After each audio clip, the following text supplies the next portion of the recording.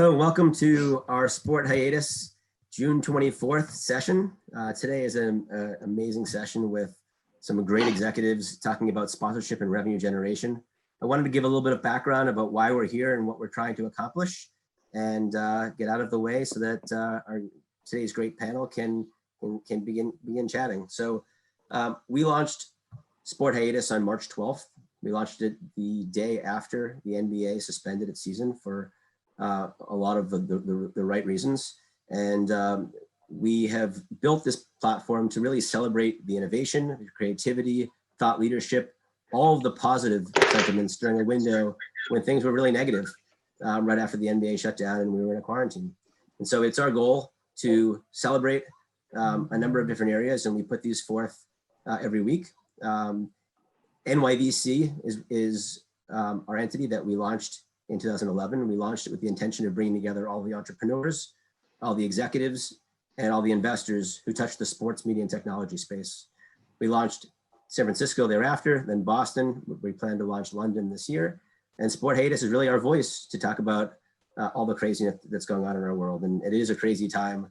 And I wanted to just take a moment to hope everyone's doing well. It's a sensitive time. It is a time of hopefully more unity than division. There's a lot going on in the world, in our country, globally, and I hope everyone's standing together behind many of the causes, Black Lives Matter, and getting us back to a place where we can bring sports back safely. And that's really what it's all about, I think, for so many of us. So I'm really happy to be here with Seth and with Charlotte and with John. A couple of quick housekeeping items. Twitter, at Sport Hiatus and at Global VC Sports. So feel free to tweet away. There is a area at the bottom of the screen to submit your questions. We will be taking questions and providing them to John and to Charlotte and to Seth to be able to share. And there's a tip jar in the corner if you want to help support. We're self-funding, so please feel free if you're interested. And that's about it. So with that, it's a pleasure to Super Connect, which is kind of fun. Seth and John work together at Major League Baseball, so they're old colleagues. I think we talked about earlier that this is the panel which will officially take WWE to the most number of appearances across NYVC and San Francisco and Boston and Sport Hiatus. So I think WWE just passed Major League Baseball. But with that, I'll hand it over to Seth, who's a longtime sports veteran, a rock star, a friend of ours, has hosted many of our panels before, and get out of the way. I apologize for the background. I tried to put a good Zoom background in there, but this is the best I could do today without ruining it. Yours, by the way, is quite lovely. I think we all want to be in John's backgrounds. And I'll get out of the way and see you guys at the end. So enjoy, and I'll talk to you guys soon. Seth, all right, man. My friend. That is what his intros get better every week, and this is the 9th one. Could you imagine how great he's going to be at his 10th? Thanks so much to everyone from Sport Hiatus and NYVC and all the Global VC.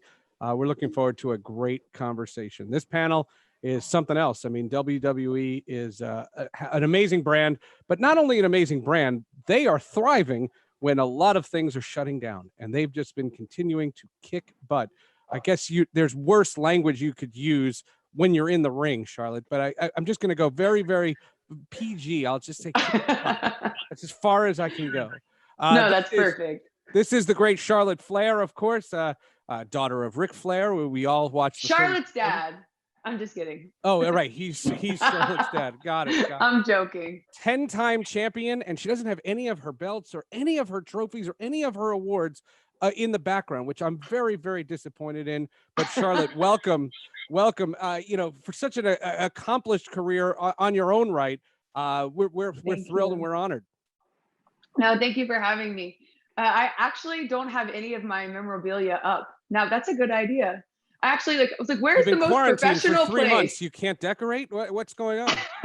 This is the most decorating I've done probably in 6 years since I started with WWE. You spend a lot of time on the road. I mean, that's exactly. That's what it turns in. And then let's welcome in my old friend, the Executive Vice President of Global Head of Sales and Partnerships, as Head of Global Sales, John Brody, a key member of WWE's Executive Committee and responsible for providing strategic vision for the company's global sales operations and media partnerships. What island are you at? do you have swim trunks on? Could you get the background thing out of the way so we can just have a normal conversation? We all need to be aspirational, right? And Vince challenges us every day to aspire to greatness. So I found a little old visual of an ocean in Maine, where I'm from. And though I love being here with you, Seth, and especially love being with Charlotte, I think I'd prefer to be there. But if you can't be there, this is the next best thing. But we appreciate you guys giving us the opportunity to talk a little bit about what we've done collectively as an organization. Charlotte and all of the superstars have truly done superhuman things to continue the path forward during COVID and delivering for the WWE Universe. So we're excited to talk to you. We're excited to answer some questions, and we appreciate the opportunity to share our story. It's great. Charlotte, before we get into the nitty gritty of the competition and what's been going on for WWE, are you safe? Are you healthy? Is everybody in your family good? Are you handling this as well as we assume you are, just because we've seen you competing and you look great, but we just don't want to make assumptions? No, my family's great. I think my dad is the person I've been most concerned with, just because of his age, and he's had health issues. But sure, I mean, knock on wood, he's taken the proper precautions, and then he appeared on television with me last week. And everyone's great, and thank you for asking, but couldn't be better, to be honest. John, take us through the week that Rudy Gobert tests positive, the NBA shuts down, the sports world comes to a halt, the NCAA tournament's done, everyone's in panic mode. Like, no one knew what was going on. I remember Jay Billis on ESPN screaming that the ACC should shut the ACC tournament down, and WWE decides to keep trudging along. What was take us through, as much as of lifting the curtain, how much of the strategic perspective was going on while everyone's thinking shutdown? It seems like you guys were doing the exact opposite. Yeah, and first things first, the health and safety of our superstars like Charlotte, our legends like Rick, all of our frontline workers, because we have frontline workers also, is first and foremost of paramount importance to us. But it comes down to leadership in many ways, Seth. And our leader, our founder, our chairman, our CEO believes we have a social responsibility to put fans first and to help fans get a little break from what was then coming and what we're all now in the midst of. And we have a responsibility to try to take them away for a few hours and let them watch Charlotte do the amazing things she and her colleagues do in the ring, and give them a smile, give them a chance to feel something other than what they're watching, which is also important on the news. And we leaned in, not because we knew exactly a straight path ahead. We leaned in to say, we're going to put fans first. We are going to do everything we can, working with state, local, and federal officials, to make sure it's safe first for our most important resource, Charlotte Flair and the WWE superstars. But we're going to do whatever we can to deliver content for our partners, Fox, NBCU, all of our partners, Sony, all of our partners around the world, but for our fans. And we did it with a closed set. We immediately went into the WWE Performance Center. I was saying this to Charlotte before. Most people think, well, WWE did it because they had a studio ready to roll. Ask Charlotte if that's a studio. It's a gym. It's a really nice gym, but it's a gym that we have transformed into a set. And the way we have done it is first making sure we have only essential personnel. We have a closed set, no fans, all of those things. We're testing all the superstars to make sure they're healthy. But we have a responsibility to our fans, and we wanted to continue to deliver for them, to help them in the small little way that we could. Charlotte, from your perspective, I'm almost going to ask the same question, because you watch the news, you saw what happened, you saw the sports leagues shutting down, and you're getting texts, and you're not sitting with all the executives from WWE. Did you think you guys were going to shut down? Were you surprised to see how creative these guys actually were? To be honest, I wasn't surprised. I feel as if anyone can pull something off like this, it's WWE.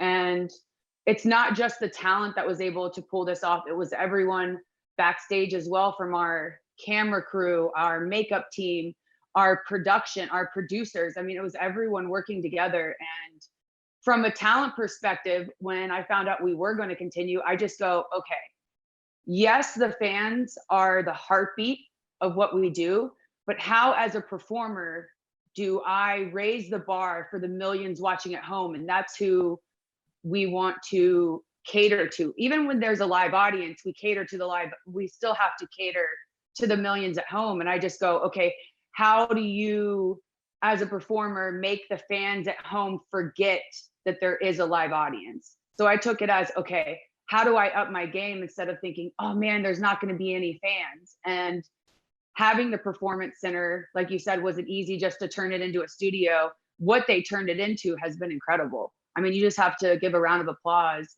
to everyone involved, not just the execs and performers. It's the camera crew, the makeup team, even the security. It's been amazing. John, what is the idea that, okay, so you have this plan. We're going to proceed. We're going to create this thing. We're going to go on. We're going to have content. How fun is the phone call to your partners, to your sponsors, to tell them that, no, we're not shutting down? Because when Adam Silver has to make that call to all the sponsors of the NBA, that must break his heart. And you guys could do the exact opposite. Are there any corporations, were there any specific partners that had like a, are you serious? Are you really doing this? I would love to know if somebody questioned you or was so ecstatic that you guys made that decision. Yeah, look, none of these times are easy, whether it's for Adam Silver or Rob Manfred or Vince and the senior team at WWE, because we all have families. We all care about the health and well-being of everyone, both inside the WWE family and outside. So we understand the decisions that other sports properties have made. And we wouldn't have made the decision we made if we didn't think we could do it safely, for our internal and frankly, for all of those who are affected, if we didn't think it was the right tonality. But we felt America and the world needed it and needed a little pick-me-up. One interesting thing, Seth, that many people may not appreciate is not only did we continue, this was 2 weeks before our Olympic Games, Sure. Our Super Bowl, our NBA Finals, known as WrestleMania. Of course. And we were going through all of that as our storyline hit that ultimate crescendo for WrestleMania. So there were a lot of factors. There were a lot of elements. And WWE, and I've been fortunate, as you know, to work at some of the other professional sports leagues. Sure. What WWE has been able to do and how we've been able to weave that storyline and still make it appropriate and make it relevant is in some ways superhuman. And I did none of it, so easy for me to say. But when we went out to our partners, we first had to explain the thought and had to explain the rationale and had to explain the why, not just the how. And partners like Mars Snickers, who's been the presenting sponsor of WrestleMania for now 6 years, partners like Nestle, partners like P&G, all of whom were dealing with their own crisis, saw this as an interesting way to try to give what we want to try to give, a little bit of a break from something that is a once in a lifetime event. And we were cautious with our partners. Did they enjoy that we were going to still be able to provide content and deliver the impressions? Yes, but we had to do it with the right tonality. We didn't turn WrestleMania into something it wasn't. We still honored what WrestleMania was. We turned it into a 2-night affair because we wanted to just give people more. As we said, it's too big for just one night. So we made it even bigger, better, and broader. But we did it with caution, and we wanted to make sure our partners were with us every step of the way. I've learned over my last 20 years that information and communication is the most important thing we can do, good, bad, or indifferent. And we communicated to all of our partners every step of the way. Charlotte, you're I don't want I want to say this gently. You're massive on social media. I mean, you have an interaction with your fans and they feel like they know you. You're one of those celebrities that has been able to embrace that.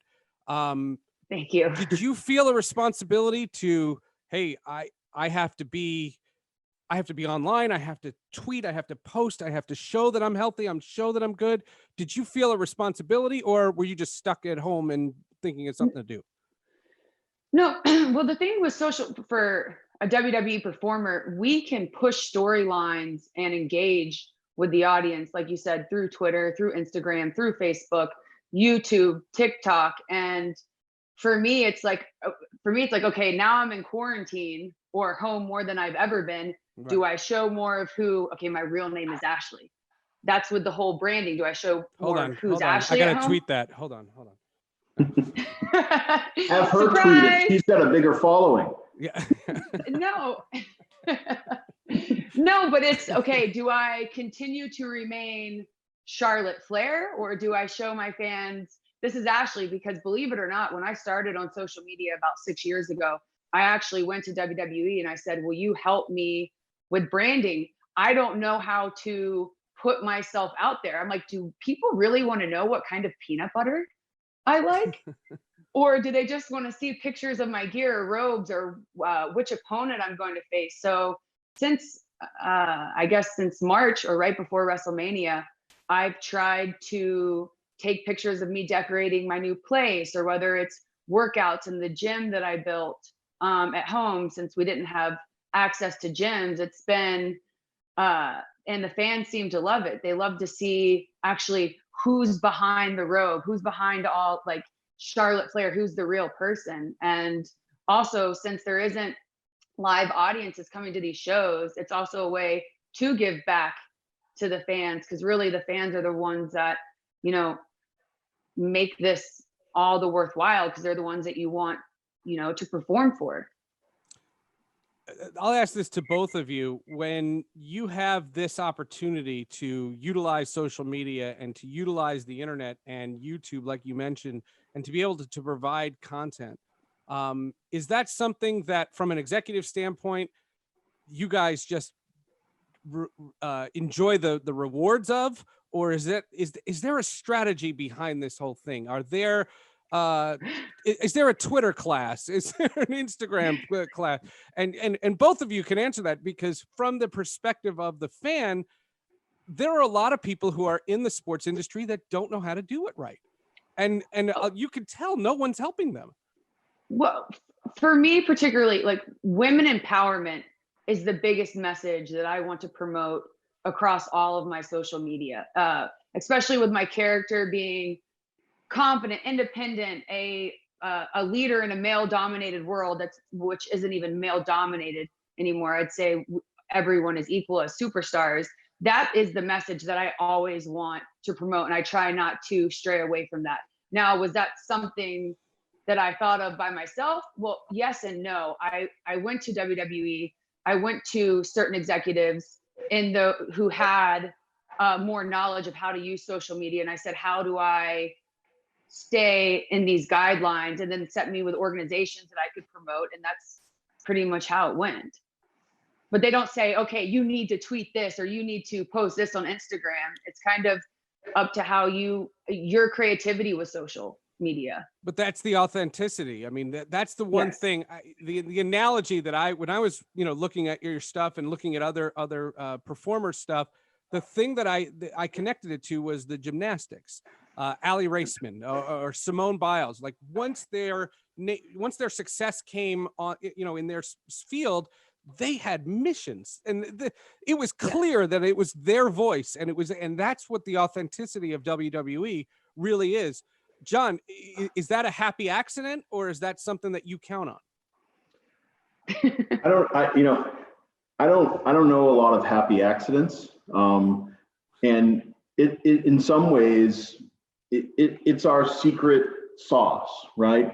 What we believe at WWE and all of these world-class athletes in any sport, professional or amateur, have a special gift and have worked to take that gift to the next level with their physical fitness and their commitment to their to their specific sport. What differentiates the WWE superstars is from the very beginning, and this starts with Vince, from the very beginning, they understand that they are world-class athletes, and we don't take that for granted for a minute, but they're also world-class performers.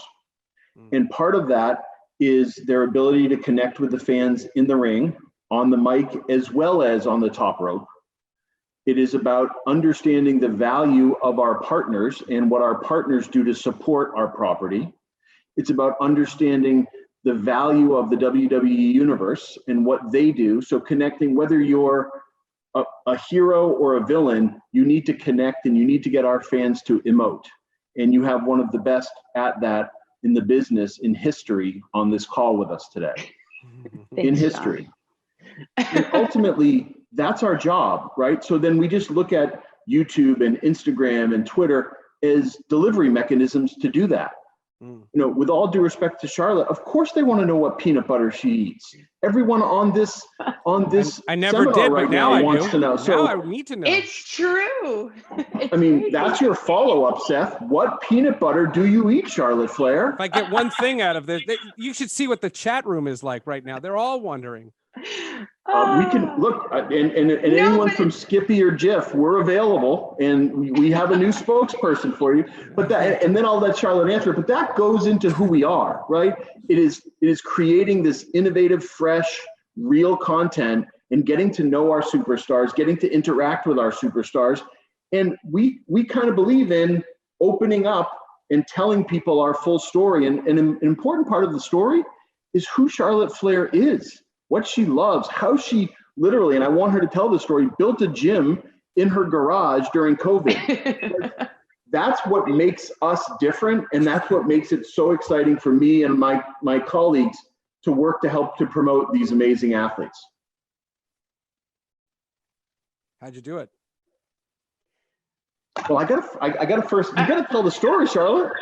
Oh, well, I actually moved a couple months ago, and I have a garage, and I picked out different used equipment because a lot of gyms were shutting down in Orlando and they were selling the equipment. So I measured the gym and figured out what pieces that I could fit in the gym. And I have a squat rack, a pulley machine, dumbbells that go up to 75 pounds, multiple different bands, mats, Bosu ball, Swiss ball. I pretty much have everything I need. But you know what's been nice about this downtime is taking the time to work out outside. When I was on the road, probably 300 plus days a year, I never went outside. I didn't go on walks. I didn't play volleyball. And now I really took little things for granted. So I get out as much as I can. Like, you can do a whole workout with bands on a bench. And that's what I've been doing, to be honest. And we were joking about the chat room, but any non-peanut butter questions that you have, just submit to the chat room and we'll get them. And at the end, we'll be asking questions from the crowd as far as that is concerned. What was a pre-COVID WWE partnership looking like? And were any of those companies having their own pitfalls where, despite the fact that they were thrilled that you were continuing, you know, their businesses were hampered because people aren't buying as much, and they're you know, everyone's being affected in different ways, and everybody's story is unique. So how has a pre-COVID relationship transformed into a current relationship? Yeah, absolutely. First things first, you got to meet the partner where they are, right? And if you have partnerships, you need to be able to prove them. One of the lines my team hears me say over and over again is, it's prosperity that gives you friends, adversity that proves them. We don't want to be a good partner. We don't want to be the partner that's good. We don't want to be a partner that's great. We feel we need to be the partner that is the best partner, that will take that extra step, that will go that extra mile. That's the company philosophy that Vince built. And if our mission is truly to put smiles on people's faces, yes, it is the fans, but it's also our partners. So when we can go to Fox, one of our newest partners, and have them on their quarterly earnings call give a quote that says, we have to give a tremendous shout out to WWE. They've done a tremendous job of delivering live content to us week in and week out under the most difficult of circumstances, close quote. That means I've been the best partner. That doesn't mean I've tried to find a way to renegotiate. We had to meet Fox there. They needed the content. They needed that Friday night viewership that we've been able to continue to deliver. Same for NBCU, same for Mars, same for cricket. Some of these partners have had really difficult times, and we have to be that partner that meets them there. You know, we for years have been growing this business. Over the last 5 years, I think we have about 105% growth in our sponsorship business, because we've been able to talk to our partners about this 360-degree partnership. But the center of the partnership is Charlotte Flair, is The Undertaker, is Ric Flair, is all of it, is Seth Rollins, are all of these superstars, their ability to transition and transform beyond just the ring. And we can create content that's different. We can do things that other properties can't. And it gives us a unique ability to deliver, with all due respect to other properties. And we all have watched what it is going to take to get them back, bubbles and all these other things that are critically important. We have the ability to be more nimble and to deliver more quickly, more easily, and in a culture of yes. You know, it's so interesting because Charlotte, I have to ask about the performance itself. I remember I was doing a podcast and we were talking about how all the action, you know, the superhero action shows have stopped production. You know, you can't do the Flash right now. And what would it be like when there's fighting and kissing and all the different things in scripted television or movies for that matter? You are a combatant. I mean, you're wrestling in these situations. Were there nerves? Were there concerns about who you're coming close to? You're touching these people. You're throwing these people. You're doing things with these people, and this is in COVID time, and you don't know everything they've been doing. You don't know where they've been going, or do you? How does that all work, and how did you feel in the actual competition? To be honest, I was never nervous, because I never felt WWE would ever put me in a position that I wasn't safe. Like, I've never not felt safe, whether it was traveling around the world in different countries or in the States, or whether it's competing during these difficult times. I've never not felt safe. I mean, everyone backstage was taking precautions, or we have been taking precautions. So thinking of like the camera crew that's around the ring as I'm performing, they're there. The guys that are, you know, behind the main camera, that are in the stage trucks. I mean, everyone is there as a whole to protect each other. So I never didn't feel safe, especially with my performer, because as a performer, like you said, in a physical dance, if my partner knows that I'm nervous, I'm not doing my job. Like, even if it is about what they have or haven't done, I have to be 105% invested in what I'm doing. I can't be nervous any second, or I'm even putting my opponent at risk to be hurt if I didn't feel safe. So no. Were there others that did though? Were there other? I mean, and maybe John, you know this. You know, maybe Charlotte, they didn't tell you personally, but were there other people that came and said, I'm not sure about this. I don't know. Should everybody be tested more often? And were tests readily available? All of those potential pitfalls. Everyone has the option to say no. And Yeah. I don't think one person would be there if they didn't want to perform or be involved in the shows that are being recorded at the Performance Center. Everyone has the option to say no. Yeah. I think everyone was just excited to be able to perform during, you know, these times. Like, think about it. We are the only sport that's creating content right now or going live. And to be able to be a part of that, and to be able to perform and give people those few hours to get away from everything that's going on in the world, I would want to be a part of that if I was healthy. To say that I was just sitting at home, that I was nervous, no, I would take the chance to be out there to give back, to be able to provide that little happiness for people on those Monday nights or Friday nights. It's like I did this campaign for the active nurses and doctors on the front line, because they're really the true heroes that are putting themselves Of course. at risk dealing with people who are sick. So to know that they're doing that for us, I want to be able to do that for them. If I can provide entertainment, like those are the true heroes. If I could just be like half of what they are to be able to perform for everyone around the world, then I wouldn't, absolutely not. Yeah, I just want to add a couple things. One is anyone who gets in the ring with Charlotte Flair, damn, they're nervous. So let's start there. Okay, 10-time champ. Right. She don't lose at COVID's not on their WrestleMania. mind. COVID's Yeah, not on they're their not mind. nervous about COVID. They're Yeah, COVID is the least of their worries when they're fighting against the Queen. Great. So let's get that out of the way. But I do want to touch on a couple of these things. I think it's important.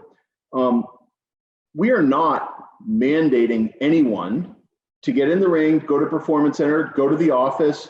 We understand what's going on here, but we also, as a company, and I think all of us who are on this call today, feel a sense of a calling to give people a break, whether it's baseball, football, hockey, curling, whatever it is. We want to do our part. And I don't think Charlotte, Seth, or John are going to come up with the perfect solution to how to get rid of this virus. That's not what our background is. But if we can do our small part, then maybe we've helped a grandmother, or maybe we've helped an 8-year-old boy, or maybe we've helped someone from Make-A-Wish, or those things resonate on a daily basis. They resonate even more deeply when you're in a time like we're all in now. And just a little bit on the logistics. We've had no talent. We've had no, any We've had fans. plenty of talent. What are you talking about? Plenty of talent, yeah. We've had no fans. We've had all of the precautions put in place, but we've also done some things differently, Seth. We have had some cinematic matches that have been pre-produced. What Undertaker and AJ Styles did at WrestleMania was truly fantastic. And if you haven't seen it, go to WWE Network and check it out. So we've used it as an opportunity to innovate. We're also trying to look at different camera angles. At the match we just had at Backlash, we took some different camera angles of the Orton match. So we're trying to also, with Edge, we're trying to find different ways to, when we do come out of this, make it an even more enhanced experience for our fans and make our content available in places that it hasn't been available before. We've now put some of our WrestleMania Encore matches on ESPN. We have put the Big Show on Netflix, and it's doing incredibly well, one of their most popular shows. So we're trying to do and put our talent and our content in places to give people a little bit of a break from this reality that's facing all of us. Right. There's no question. Did we lose? There we go. Charlotte's Hey, they're back. sorry. No, that's fine. John mentioned no fans. How awkward is that? How hard is that? Is it weird? What about you guys get so much of the energy from the fans, and yet there's nobody there. And I think a lot of people who are fans of the other sports are wondering, because they're talking about fake crowd sound for football games and baby basketball games and all these different things. What has it been like from your perspective in the ring? You are in the throngs of it, but there's nobody there. Oh man. I'm probably one of the most competitive people you will meet. I don't think about it. I mean, I'm going to be honest. When I heard that we were having WrestleMania still and there was going to be no audience, I go, okay, well, WrestleMania is my show. How can I separate myself from every other performer that's going to be a part of WrestleMania in 2 nights and still have the best match of the weekend? That's what was going through my mind. I go, okay, if I'm watching a fight scene on a movie, there's no audience dictating, the fight. You're not thinking, you're so focused on that fight scene and so intrigued. How can I do the exact same thing with my opponent at WrestleMania? How can I make the millions at home forget that there is no one cheering or booing? And that's exactly what I did. And I really have taken this time to grow as a performer because, like you said, you don't have that audience. And the best thing about WWE and performing is you do have a live audience, and you are feeding off that live audience, and you are controlling whether it's 101,000 people at AT&T Stadium or 80,000 people at the Citrus Bowl. I get to do that as a performer. But how, like, with these new times, it's like, okay, how can I elicit these reactions of the people sitting at home and forget that there is no one dictating the dance sitting in the arena? And whether it's talking more trash, like, I don't know how to say it, like talking more trash to the opponent, whether it's being more aggressive, whether it's, I don't know, demanding more of the camera on you. But it's been a learning curve every week. And I think it's also being okay as a performer with, I think what makes people nervous is when there's no sound. When you're sitting there and they're like, oh my gosh, no one's cheering, no one's booing, no one's making a noise. But as a performer, you have to be confident in your skill that it's okay if there is complete quietness. And that's how you move forward, in my opinion. Well, I have two questions that are unique to you, Charlotte, if you don't mind. But John, Yes. just hearing her say that, God, is baseball going to be weird?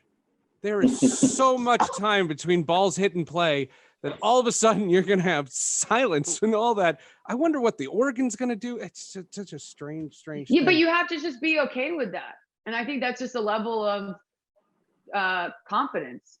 Yeah, and but you guys believing are in providing yourself. action that other sports aren't going to be providing. That's the difference. So you're providing constant action that you kind of forget that the fans aren't there. Yeah. But whereas baseball, when there's 10 pitch at bats and one ball's been hit, foul, it's going to be like, wow, this is quiet. It's going to feel very, very, very different. Two questions just for you. We have Charlotte Flair here. I have to ask this. You were a kid. Did you say, I got to have this? Your dad is who your dad is. Did you say this is me? Or did you ever say, God, I got to get out of here and I don't want to ever see wrestling again? Like, what was your perspective in just deciding that this was something for you? Okay, everyone thinks that because my dad is who he is, that I had some like crazy childhood. Like, no, my dad was so hands-on. You have to eat your breakfast, you have to eat your dinner, you have to do your homework, you have to go to bed on time. And he was so pushy with sports. Like, Did I he had a throw you trainer into since bed? the moment. Like, no, like, other than his bright blonde hair and bringing like his wrestling boots and world title to show and tell, that was the only thing that wasn't normal. Like, what does your dad do? Oh, my dad's a lawyer, a doctor. My dad's a professional wrestler that wears like big boas. Like, that was the only thing that was a little different. But I never ever saw a future in this industry until I was 27. I was I was much older when I started. Actually, it was because of my little brother. The whole story is I was at when the Four Horsemen were inducted into the Hall of Fame in 2012. I was sitting at dinner with my dad, a producer, and my little brother. It was the beginning of April, and they were trying to get my brother on the right track. And the producer said to me, "Hey, why aren't you doing this?" And I think it was just to elicit a reaction out of my little brother.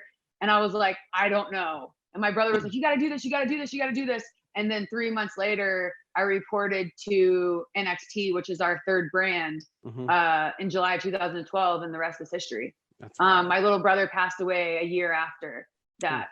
And I just have dedicated my career to him. And it's like, I spent all this time saving his life when really he saved mine. And this is what I was meant to do. So no, I didn't grow up wanting to be the next Ric Flair or wrestler or the Divas. Actually, back then, the women were only in secondary storylines and weren't showcased the way we are now. My group of women have definitely changed the game, and the women's evolution has been just incredible to see where we've gone. All right, we're gonna get to some chat room questions, but I have one more, and this is something that came up. I did a podcast with an Olympic wrestler, very, very different than WWE, Adeline Gray, and we were doing the podcast, and this thought came over me, and it was exactly where I went in my twisted brain when I found out that you were coming on. And I asked her, and I'll ask you the same thing. Has there ever been a situation where you are in the ring, you have a job to do, you know what your task is at hand, and that person smells? That person is so gross. There's a legitimate hygiene issue. Have you ever had that situation where you're trying to be Charlotte Flair, but Ashley is saying, get me the heck away from this person? I don't think you're worried about smells when you're in front of 101,000 people. I had to. This is where my brain went. But have you ever smelled knee pads from that are week old? Okay, Seth, I don't think we prepped. We didn't prep for that one. Actually, we did, and they all said, ask her. That's great. No, I'm so in the zone. You can't even. No, to be honest, no. That's what I couldn't wrestle. There's no way I could wrestle. All right. These are from, we don't have like user names, but these are from the crowd here. How is WWE providing alternative value on live sponsorship activation rights to their brand partners during COVID-19? Since Charlotte handles the body odor question, I'll try to take this one. I'm still trying to figure out which is the one people are going to remember. That's all I'm saying. I'm still trying to figure out how she answered that. Look, ultimately, we have to deliver value. And yes, it's important that we're doing this for the fans. And it's important that we're doing this for our corporate social responsibility partners. And it's important that we're doing it for our television partners who need the content and the ad time, et cetera. But those partners who have invested in our intellectual property, those who have said, I want to affix my intellectual property to yours, those are the partners who are the deepest in our sport. And those are the partners we have to understand what they need now and deliver it maybe in a different way than we did before. So if that means in a normal world, we'd be doing a television shoot that would be talking about a kind of a brand extension, we had to look at that in a different way. Take an example, Modelo, who I think Charlotte worked on this project for us, was a partner of ours around WrestleMania. And they're in the business of selling beer, and we want to help them move beer. But we pivoted together with them for a First Responders First initiative. And everything that we did around WrestleMania was focused on that. And that's about what I said before, meeting the partner where they are. Cricket, our official wireless partner, sure, who Charlotte is, I think, one of the spokespeople for and has a super cool commercial. Yeah. Much of the work that we do with them is in store. They're trying to drive people into the store. People weren't going to the store. So how did we pivot? How were we flexible to allow them to do more digitally and socially? We work with our superstars who are the conduit to the fans, and we created content in different ways. We'll continue to do that. I don't know what July, August, September hold, but I do know that our superstars are up for the challenge. And I know that we as marketers understand that it's a different message at a different time for every different category and every different partner. We don't want to be a good partner. We don't want to be a great partner. We want to be their best partner. And that means meeting them where they are. Can we deliver social media value? Yeah. Are we the #1 sports channel on YouTube in the world? Pregnant pause? Yes. But it's about what works for them, and what works for one partner isn't necessarily what's going to work for another. We just have to be the best partner they have, because we owe that to them the same way we need to be the best partner for our fans. Great. All right, I got another one. Talking about the WWE Network, how has that changed your role as a superstar, as a revenue driver, and as a tool to grow the organization? You want to do the superstar part, Charlotte? Well, John, I think that was targeted toward you. No. I look, The network's been an incredibly important element to our growth. We pivoted in a time well before other sports properties pivoted to the OTT space. And we did that because we saw the insight, we saw the writing on the wall, if you will, and we have a leadership team who's incredibly willing to take risk and absolutely unwilling to fail. So we've worked at it, and we've created content, whether it's the library content of the WrestleManias or the shoulder programming that we've done with our superstars, or it's just taking our best, most valuable content like WrestleMania and putting it on the network. We've done that, and we've done that pretty consistently over a long period of time. Now the world changes. Now the OTT space is even more, I don't want to say crowded because that gives the wrong connotation, but it is more mainstream now than it's ever been. Where we go from here, I don't know. I think we'll look at ways that we need to pivot to stay ahead of the curve. But we have a significant number of consumers who are investing with us to watch our content. You know, just in June, we unveiled a free version of the network, again, trying to give more people the opportunity to test and feel and taste WWE. And it's been overwhelmingly positive. We have an uptick in WWE Network consumers close to 10% just since COVID. So people are voting with their wallets and people are voting with their eyeballs. And we think the network's just another important part of our toolkit to deliver content. Charlotte, same question. I think from a superstar's perspective, what's great about the network is I can tell my fan base that they can go watch every single pay-per-view I've ever been on or my very first match. Like you could see the history of Charlotte Flair and all 12 title wins that she's ever had. Like that's what's great about the network is you have any superstar's content that they've ever had or been a part of or their journey. Or say I want to advertise my favorite 8 matches. Hey, go to the network and watch Charlotte's 8 best matches. Or there's other shows like Ride Along that I've been a part of where I'm actually in the car with my dad driving from city to city with a camera videoing us, which I had to say edit most of it because we argued half the time.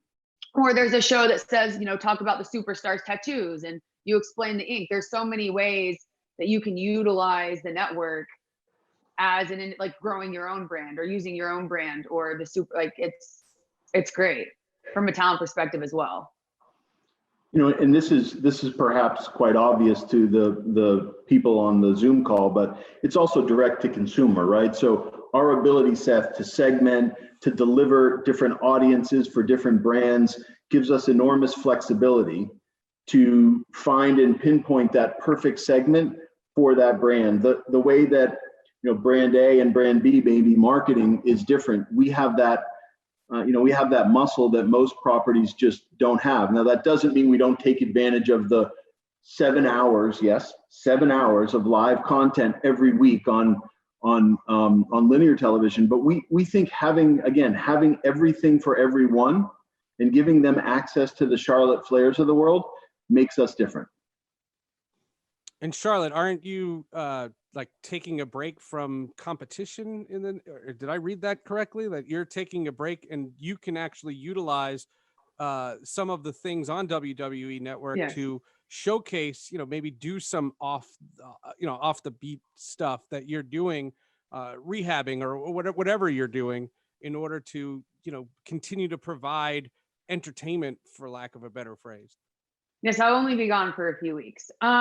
No, I mean, they could still play things on the network, but utilizing my social media will be most important while I'm gone. Right. I think, but like I said, with WWE, there's so many things that we're a part of. Like there's an organization I'm a part of called Girl Up, which you could do. I'm able to stream live from my social media, our little organizations through. No one's going to miss me. They're still going to feel like I'm there. Is basically what I'm saying. I'm gone, but I'm not really gone. Yeah, we're not great as a company at turning off. Right. Yes.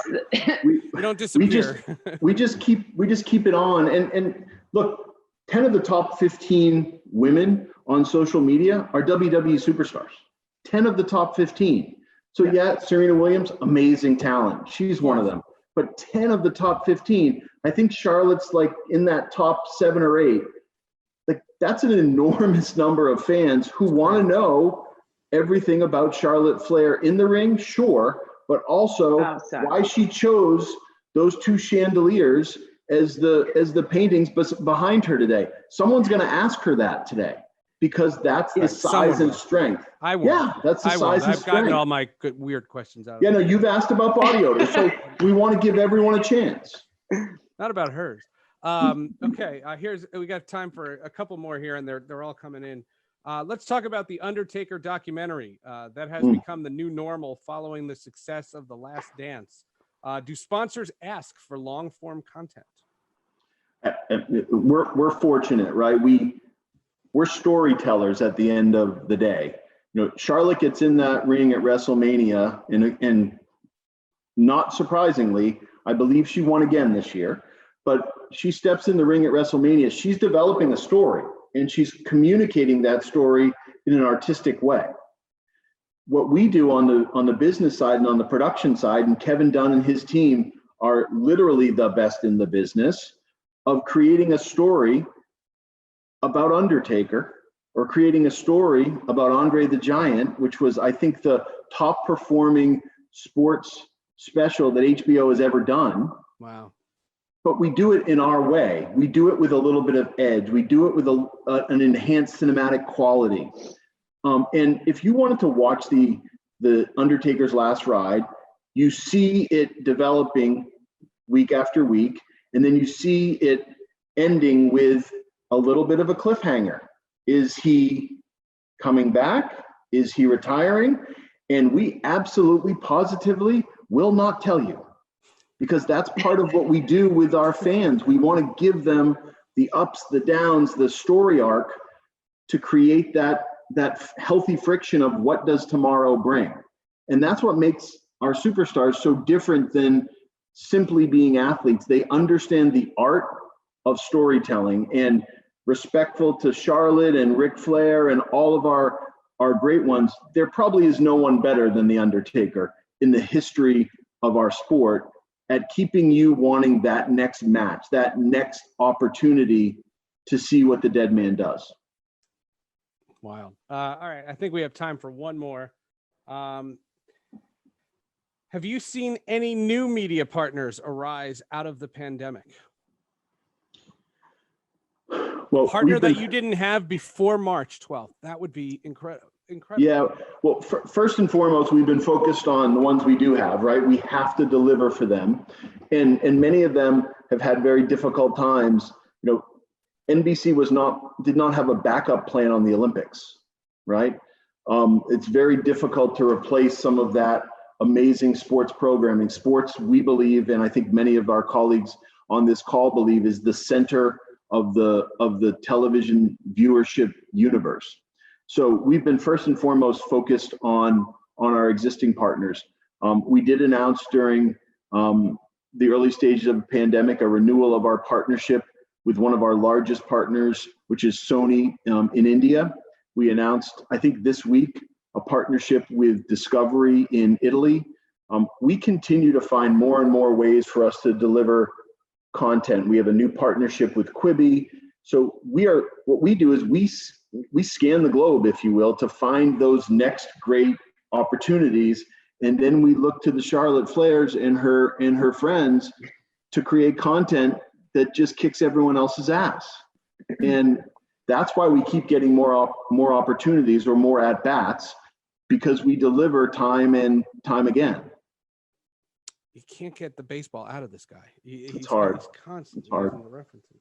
All right, last one. I bought us a couple of minutes here.